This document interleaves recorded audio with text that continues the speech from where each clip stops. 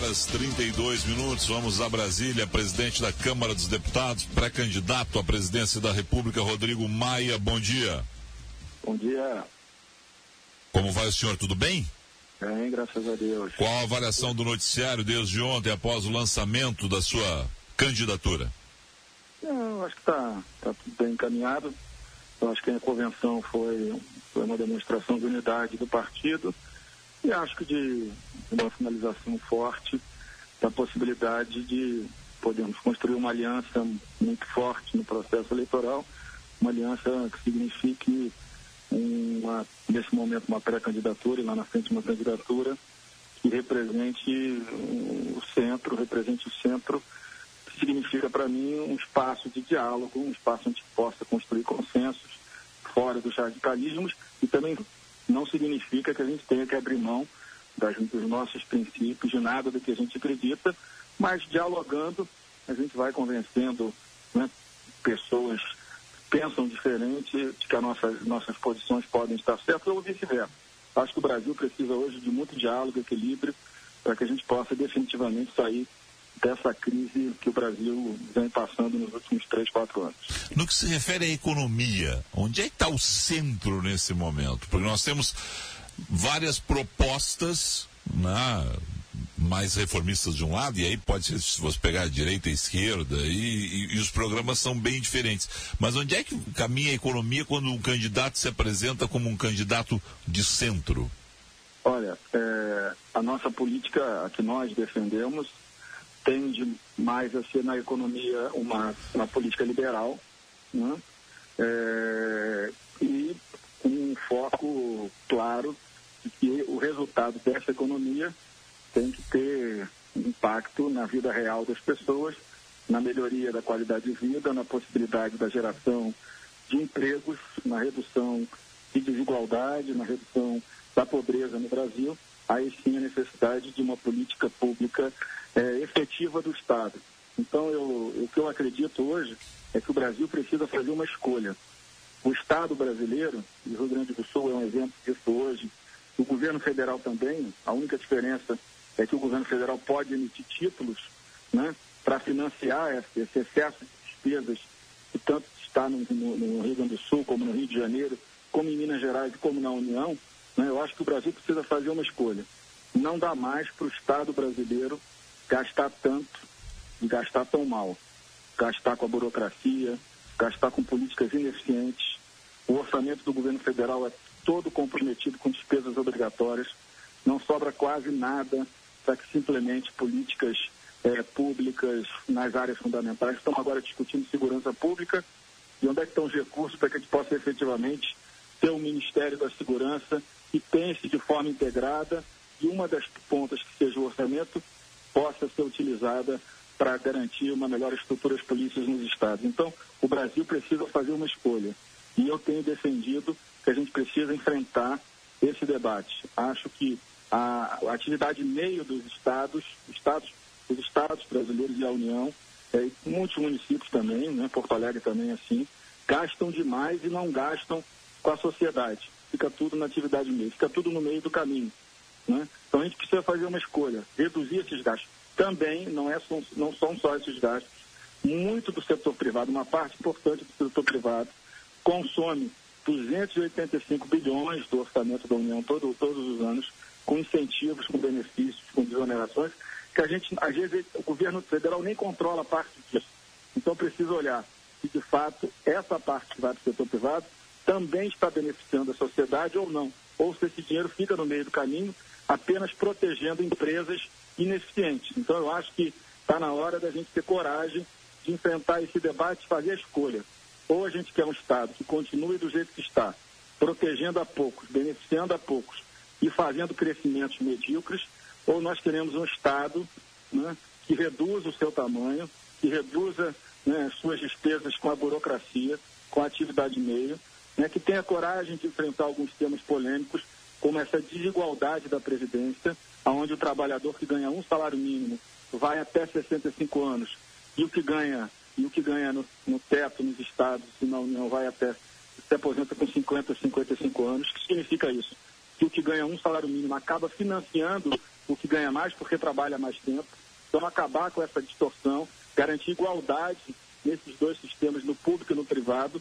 Né? Então, eu acho que ter coragem de enfrentar esse debate para dizer o seguinte: se nós enfrentarmos esse debate, nós teremos recursos, né, para enfrentar os principais problemas do Brasil, tanto o governo federal quanto os estados. Nós teremos condições de cuidar de 1.800.000 jovens que hoje não trabalham e não estudam, estão aí diretamente vulneráveis ao tráfico de drogas em todo o Estado brasileiro. Nós teremos condições de acabar com, por exemplo, a falta de vagas em creche.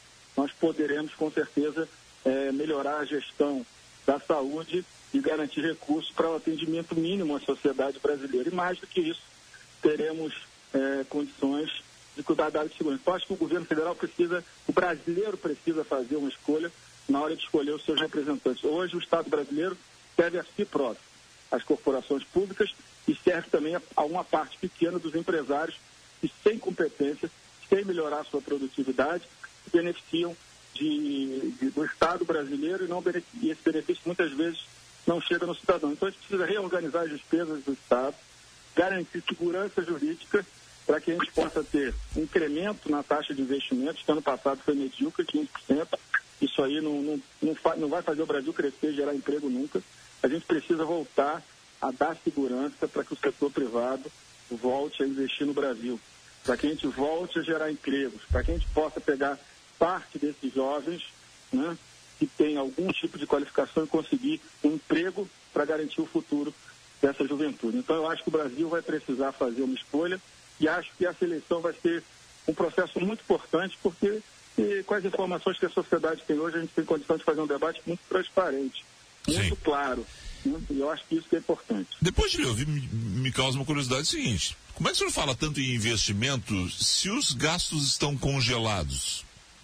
Mas é o que eu estou dizendo. Pois não, mas como é que faz o milagre? De onde é que tira? Como é que... Não tira. Tem que reduzir, tem que pegar as despesas obrigatórias da União e tem que discuti-las uma a uma. 100% do orçamento da União, quase 100%, é despesa obrigatória. Não sobra R$1 livre das despesas discricionárias. O Brasil já chegou a ter 20% das despesas discricionárias livres. Nós temos que discutir todas as despesas, todas as vinculações. E do outro lado, como eu disse, tem 285 bilhões que vai para o setor privado em incentivos, em desonerações, entendeu? Que a gente não sabe se de fato isso aí está gerando emprego, está gerando benefício para a sociedade. Eu estou dizendo isso, para que a gente possa voltar a ter investimento. Não adianta prometer o investimento se a gente não tiver um compromisso claro com a redução do tamanho do Estado. O Rio Grande do Sul passa isso, o meu Estado do Rio de Janeiro passa isso. Está todo mundo sem recurso para nada, todo mundo atrasando salário. Por quê? Porque ninguém tem a coragem de enfrentar esses pontos. A gente precisa ter a coragem de enfrentar esses pontos todos. A burocracia brasileira, ela consome, né, a boa parte do recurso. Né? A Previdência, eu disse aí, a falta de uma igualdade dos sistemas gera uma distorção. Os estados estão cada vez com déficit na Previdência maior, né? E esse déficit não é para beneficiar o que ganha menos, é para beneficiar o que ganha mais.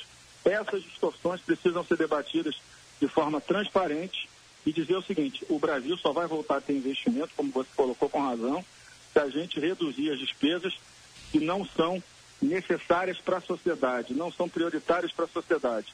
Elas são prioritárias para poucas pessoas. E acho que esse é o desafio, porque se nós não fizermos isso, nós vamos continuar ano a ano com o mesmo problema. Cresce 3% no ano, cresce 1% no outro, cai 1% no outro ano, e a geração de empregos fica completamente escanteada. Então a gente precisa ter coragem de reduzir despesa, para que a gente possa voltar a ter investimentos claros, com segurança jurídica, com dinheiro privado, com segurança jurídica, na área de infraestrutura, porque sem investimento em infraestrutura não tem solução para o Brasil, e o Brasil precisa definitivamente entrar na era digital, né? Na revolução tecnológica. O Brasil precisa investir mais, né, em ciência e tecnologia, e o Brasil precisa que o Estado brasileiro possa ser um Estado digital. Você tem bons exemplos hoje no mundo, estados menores, países menores, mas que reduziram só com a revolução tecnológica, com a utilização de todos os dados, criação de plataformas digitais dos seus países, reduziu 2%, né, o gasto do PIB, o gasto público nesses países. A Estônia, por exemplo, a Suécia está caminhando para isso. É claro que o Brasil é um país muito maior, mas a gente pode reduzir muito a burocracia se nós conseguirmos avançar, aproveitar a tecnologia, a inovação, para que o Estado brasileiro ele seja mais transparente, simples, custe menos, seja mais simples, que nos livre também da perda de tempo que nós temos, né, com essa burocracia. E, como eu disse, infraestrutura, investimento em infraestrutura como um todo. O cidadão hoje tem uma péssima qualidade de vida, porque o transporte é ruim, não é isso? Porque muitas vezes falta saneamento no bairro, uma parte grande da sociedade brasileira. Então, a pessoa não sabe no final do mês, né, com a crise econômica que passou pelo Brasil nos últimos anos, não sabe ainda, porque o Brasil não voltou a crescer como deveria, se vai ter condição de pagar as suas contas, pagar sua conta de luz, pagar o carnê de algum produto que comprou parcelado. Então, acho que o Brasil precisa fazer uma escolha. Ou vai continuar, né, desse jeito, com uma desigualdade enorme, né, com uma pobreza extrema muito grande, e continuar beneficiando poucas pessoas. Então, certo, ou a gente vai ter coragem de enfrentar esse debate, ou nós vamos a cada 4 anos fazer a mesma discussão. Hoje é 9 de março. Qual é a garantia que o senhor me dá que o senhor estará nas urnas, seu nome estará nas urnas, a sua foto em outubro, já que não é tradição do PFL-DEM, né, ter candidaturas à presidência da República? Eu acho que a única, inclusive, foi a Aureliano Chaves, lá atrás, ainda na primeira eleição. Né? Olha, a minha opinião é que há um desgaste. Primeiro, há um final de ciclo, né? Que começa na redemocratização, é um ciclo longo da nova República, que, do meu ponto de vista, acaba agora nessa transição feita pelo presidente Michel Temer. Abre-se um novo ciclo, eu vejo o Lula, mais do que o PT, ainda forte no Brasil, claro, mas vejo a rejeição ao PSDB muito alta, a maior do Brasil hoje, o que eu acho que viabiliza, pelas pesquisas, não é nada contra o PSDB, que sempre foi aliado dos democratas, inviabiliza a vitória de um tucano no segundo turno, nas eleições gerais. Então, Alckmin está fora, portanto, para o senhor? O que eu disse é que hoje as pesquisas, pela rejeição ao PSDB, geram muita dificuldade para o governador Geraldo Alckmin, apesar de ele ser um bom governador de São Paulo. Agora, com esse retrato de hoje, que não sou apenas eu que tenho, o Ciro Gomes disse, eu vou para o segundo turno com o Geraldo. O Geraldo hoje, pelo PSDB mais do que por ele, é uma candidatura, é um partido que vai ter muita dificuldade de vencer o segundo turno. Então, eu acho que no campo, né, que a gente representa, no tipo de eleitor que a gente, no eleitor que nos vê como referência, que é parecido com o do PSDB, sempre foi, porque governamos, o PSDB tem participou do governo do presidente Fernando Henrique. Eu acho que há um espaço para se construir uma candidatura. E como eu acho que o ciclo está acabando, eu acho que a sociedade também vai querer um caminho de uma renovação geracional para que possa ter, nesse novo ciclo, pessoas que ainda não tiveram oportunidade de governar o Brasil, gerações que não tiveram oportunidade, para ver se a gente consegue, de fato, dar esse salto de transformação que o Brasil precisa. Então, eu estou muito confiante, porque eu acho que o cenário está aberto. Acredito que eu tenha condições de articular uma aliança que me garanta um tempo de televisão importante para disputar o processo eleitoral. Uma eleição de 45 dias vai ter um peso importante, e a confiança de que hoje nós já temos 9 pré-candidatos a governador pelo Democratas por todo o Brasil, né? Nós temos nos partidos que já estão nos ajudando certamente mais uns 3 ou 4, então isso nos dá a possibilidade, a capilaridade de já começar a andar nos finais de semana pelo Brasil, para que a gente possa colocar aquilo que a gente pensa, conversar com a sociedade e chegar em julho já uma candidatura, uma pré-candidatura com alguma viabilidade. Bom, o senhor está há quase 20 anos na Câmara, o senhor falou agora 2 vezes na questão das gerações.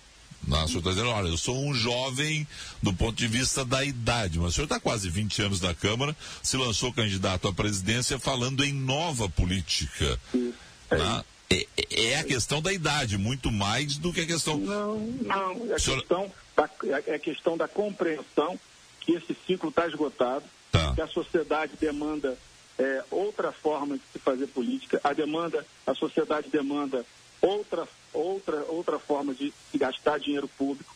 Hoje a sociedade está muito mais, cobra muito mais. Eu acho que, além da questão geracional, óbvio, isso também, porque, na verdade, eu estou na Câmara há muito tempo, mas é a primeira vez, mas apenas por dentro da Câmara, que eu exerço algum cargo mais relevante no país, e muito relevante, claro, que é a presidência da Câmara dos Deputados, mas acho que não é apenas a questão geracional, a questão da compreensão que o ciclo atual acabou, que a sociedade vai procurar, nesse novo ciclo, acredito que é a questão geracional, mas também aqueles que dentro da política, até porque pelo cenário que está se colocando, os candidatos que estão colocados, os pré-candidatos, todos estão da política, nenhum deles é de fora da política, né? Então, dentro da política, aquele que compreenda que a sociedade não aceita mais esse Estado burocrático, esse Estado ineficiente, esse Estado dos privilégios. E acho que o novo ciclo vai ter que representar isso por dentro da política. Nós, na política, vamos ter que construir um novo momento que tenha sinergia com a maioria da sociedade, que acho que exige um Estado menor, né?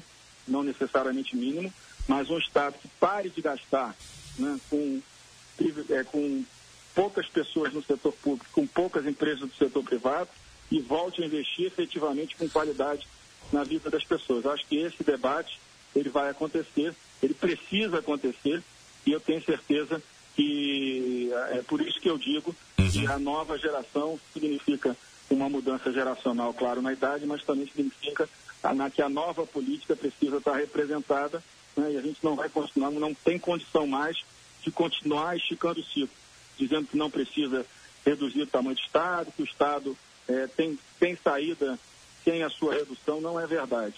Quem faz o discurso de que o Estado brasileiro não precisa reduzir as suas despesas quer apenas privilegiar os seus próprios interesses. E acho que tanto no Poder Executivo quanto no Poder Legislativo, a gente tem muita coisa a fazer para que a gente primeiro dê mais transparência cada vez mais, como a Câmara brasileira dá, mas precisa melhorar, simplicidade, né, nos nossos sistemas para reduzir custos, né, e, sem dúvida nenhuma, escolhas para que a gente possa, de fato, investir mais nos temas que a sociedade tanto aguarda da política. A gente precisa dizer o seguinte: não dá mais para o Estado brasileiro custar o que ele custa hoje. Bom, o senhor disse que não será o candidato defensor do legado de Temer ontem no lançamento da candidatura, mas hoje, no entanto, Carlos Marum não descarta como candidato do grupo que dá apoio ao presidente. É bom ser o candidato do governo, com um governo mesmo com alta rejeição, como tem esse governo, na casa da faixa dos 90%, né? O senhor negocia com o PMDB, o senhor quer ser esse candidato do centro com o apoio de Temer, o senhor vê Temer como candidato, alguma possibilidade, mesmo ele estando com a ficha suja dele, obter o registro da candidatura? Qual é a avaliação com relação ao governo Temer e a sua possibilidade de representar esse grupo? Olha, eu acho que o governo do presidente, ele pegou o Brasil numa situação muito complicada, pior crise econômica. O Brasil já começa a sair da crise. Eu acho que tem méritos, mas o que eu disse, que eu não quero representar o passado, eu quero tentar construir um projeto para o futuro. Dá para construir com o Temer e o grupo de Temer? Eu acho que o presidente Michel Temer é candidato hoje para defender o seu legado, que é um candidato que defende o seu legado, defender essa história. Mas eu não tenho condição de defender isso, porque acho que o Brasil está vivendo um novo ciclo e quer olhar o futuro, né? Os partidos que queiram apoiar esse projeto, que entendo que será dessa forma, não tenho problema nenhum, inclusive não tenho problema com o PMDB. Agora, se a exigência do PMDB for eu olhar para trás, olhar para o passado, que a sociedade já cansou desse passado, tem coisas boas que aconteceram no governo do presidente Fernando Henrique, tem coisas boas que aconteceram no governo do presidente Lula, tem coisas importantes na área econômica que aconteceram no governo do presidente Michel Temer, mas eu acho que a sociedade não quer olhar para trás. Se eu tiver que ter o apoio do PMDB, tenho que olhar para trás, eu prefiro não tê-lo. Então, eu quero representar, construir um projeto até a convenção que possa mostrar o que a gente acredita do Brasil daqui para frente. O que a gente precisa fazer para que, de forma efetiva, o setor privado possa ter segurança no Brasil para investir, e é o setor privado que vai investir mais no Brasil, e que o Estado brasileiro concentre os seus investimentos, quando tiver condições, que hoje não as tem, de investir em saúde, segurança e educação, no foco na juventude. A juventude hoje está abandonada. É isso que eu quero representar. Representar a defesa do legado. Eu acho que essa candidatura não será minha. O senhor fala em candidatura de centro. Na direita tem Bolsonaro, que hoje é o segundo colocado nas pesquisas. Lula não deve sair candidato, não deve obter o registro, e aí o PT vai ter que indicar alguém. Como é que vai ser o enfrentamento com Bolsonaro nesse momento, por esse campo, do centro para a direita? Olha, eu acho que o Bolsonaro, ele vai cada vez mais representar o extremo, né? Então, nós vamos representar o diálogo, o equilíbrio, a construção de um ambiente onde a política saia dessa polarização que não resolveu o problema do Brasil. A polarização talvez tenha resolvido o problema dos políticos, de alguns políticos, né? Então, o extremismo, né, certamente colaborou com a boa situação nas pesquisas do Bolsonaro hoje, colaborou com políticos da esquerda, como João Luiz, que saíram de 13 mil votos para 150 mil votos no Rio de Janeiro, Bolsonaro de 100 para 500. Talvez para eles, né, talvez essa polarização também, PSDB e PT radical, talvez tenha beneficiado que eles tivessem se mantido no poder nesses últimos 16 anos, um pouco mais, mas certamente essas polarizações não beneficiaram a sociedade. Então eu vou continuar com a minha pré-campanha, tratando de ideias, ouvindo a sociedade e tentando construir um projeto que a gente possa olhar para o futuro, com a certeza que a base de qualquer projeto sério no Brasil, se a gente queira falar de investimento, tem que primeiro dizer como é que vai reduzir o tamanho desse Estado, que beneficia poucas pessoas no setor público e também beneficia poucas empresas ineficientes no setor privado. Bom, com relação ao Rio Grande do Sul, a Onyx Lorenzoni já anunciou apoio a Bolsonaro, inclusive esteve com Bolsonaro na visita ao Japão, né? Como é que fica a questão de deputados, no caso de Onyx, muito claro, de deputados do DEM que já estavam comprometidos com Bolsonaro? Vocês vão tomar que tipo de atitude em relação a esses casos? Não, nós não temos. A nossa intenção é agregar o partido naqueles que entendam que a solução do Brasil está no equilíbrio, no diálogo e a construção de um projeto, um projeto claro para tirar o Brasil da situação que está, né? Da crise econômica que ainda vive, né? Dos indicadores, né, de desemprego que ainda existe, que são muito claros, ainda são muito negativos. O Brasil cresce o emprego, mas cresce o emprego precário, emprego sem carteira assinada. Então, acho que esse projeto que eu quero defender. Se a decisão do deputado Onyx é estar com o Bolsonaro no Rio Grande do Sul, é um direito dele. O partido não é um partido que vai atropelar ninguém por ter maioria. Não vai realizar uma intervenção no diretório, nada? Não, o Onyx é um quadro histórico do partido, porque a gente espera que ao longo do tempo, como nós acreditamos que a candidatura do Bolsonaro ela vai se desidratando ao longo do tempo. Ao longo do tempo a gente pode ajustar isso. Ele é um bom quadro do nosso partido, não tenho dúvida nisso.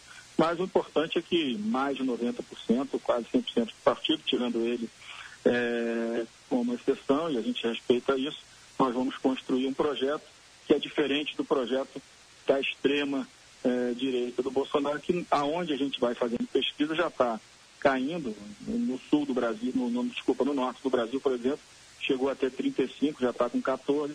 Eu acho que isso vai desidratando ao longo do tempo, porque o meu convencimento é que a sociedade não vai querer mais esses extremos, né? Nem da direita, nem da esquerda, porque são extremos que vocalizam muito bem, mas têm dificuldade na capacidade de articulação de um projeto e de uma maioria, para que se possa colocar de forma efetiva as suas ideias aprovadas no Congresso Nacional. Então, a gente precisa de um projeto que dialogue e que tenha condições e coragem de ir para o Congresso Nacional e aprová-las, porque não adianta ficar só no discurso, não é isso?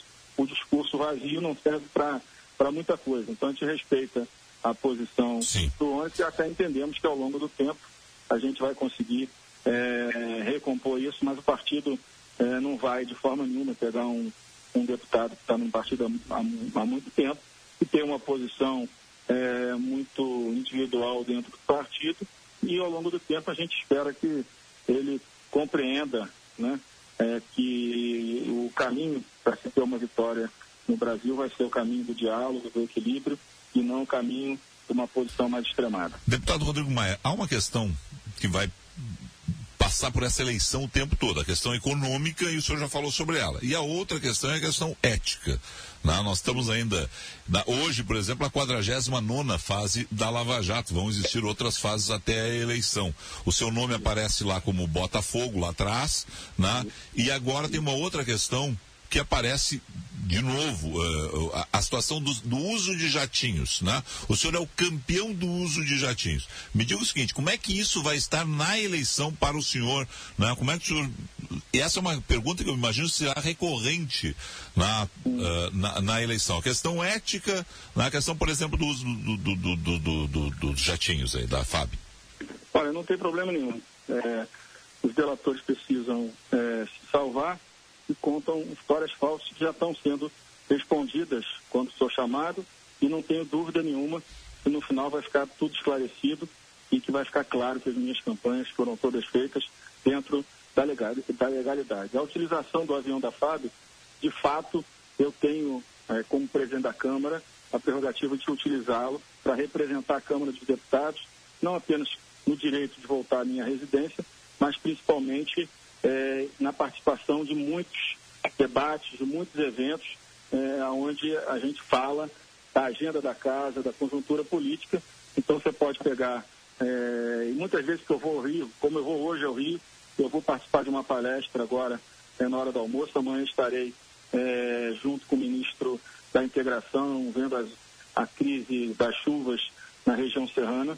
Então, se você pode olhar todos os meus voos, a maioria deles é a trabalho, claro, em relação à residência, muitas vezes é o direito que o presidente da Câmara tem, que o presidente do Supremo tem, do Senado tem, e que usa. Então não tem nenhum problema, e muitas vezes os voos são partilhados com ministros, mas acabam ficando na conta do presidente da Câmara, porque ele tem prioridade na utilização. Então não tem problema nenhum, está tudo dentro da lei, está tudo sendo utilizado para que se possa, de fato, representar a Câmara da melhor forma possível. Eu acho que esse é uma forma de atuação que não é o Brasil. Todos os países existe uma frota de aviões para que o presidente do Senado, da Câmara, o presidente da República, os ministros possam se deslocar pelo país, até pelo exterior, para que se possa, nessa representação, falar, dialogar com a sociedade. Outro dia mesmo recebi o chanceler da Itália, e ele estava chegando com um avião do governo italiano. Então, acho que essa é uma discussão que pode ser feita. Eu acho que é uma discussão que é colocada apenas numa revista de menor credibilidade, Então, não tem nenhum problema de fazer esse debate. Eu saí do Rio de Janeiro, do Brasil agora, para estar debatendo, discutindo. Aliás, é o que eu faço de segunda a segunda. No final de semana, estou sempre trabalhando como presidente da Câmara, representando a casa. Então, não acredito que isso seja, de fato, um problema. Eu acho que, ao contrário, vai mostrar claramente que o nosso trabalho, a presidência da Câmara, que hoje é muito respeitado no Brasil pela coragem que a Câmara tem tido, e comigo na presidência, de enfrentar temas polêmicos, temas difíceis, e que é importante que esses temas cheguem também na sociedade, que a gente não fique apenas em Brasília, aqui, enclausurado aqui, sem ouvir a sociedade. Então, o papel, de fato, dos ministros, do presidente da República, do presidente da Câmara, do Senado e do Supremo, estar tendo a condição de poder visitar o Brasil, ouvir as pessoas e falar o que a gente acredita. Eu acho que esse é o caminho correto. Deputado Rodrigo Maia, quero agradecer ao senhor aí, desejar um excelente dia de trabalho, um bom voo para o Rio de Janeiro. Nós vamos acompanhar, e a gente sabe que esse é um debate que vai estar presente nos próximos meses na eleição. A questão ética, a questão do dinheiro público, da forma como vocês o utilizam. Para todos. Para todos. O setor privado também, Porque o setor privado também se beneficia muito do recurso público em muitas áreas, Eu citei aí, você vê muitas vezes, tem às vezes meios de comunicação que recebem apenas recursos públicos, E acabam distorcendo matérias como essa do jatinho. Mas não tem problema nenhum. Eu trabalho, a minha presença no Brasil como presidente da Câmara é uma presença muito clara, muito objetiva, E eu não tenho problema nenhum de defender aquilo que eu acredito, aquilo que eu faço, e de estar saindo daqui agora, indo por coincidência no meu estado participar de uma palestra que eu poderia estar em São Paulo, em Belo Horizonte, em Porto Alegre, como já fui também, já fui com o Jatinho da FAB em Porto Alegre, fazer uma palestra, né, para empresários em Porto Alegre para falar da agenda da Câmara. Eu acho que isso é importante, né, que se faça, que a gente não fique apenas em Brasília achando que as nossas ideias são as únicas que precisam prevalecer. Um bom dia para o senhor, obrigado. Bom dia.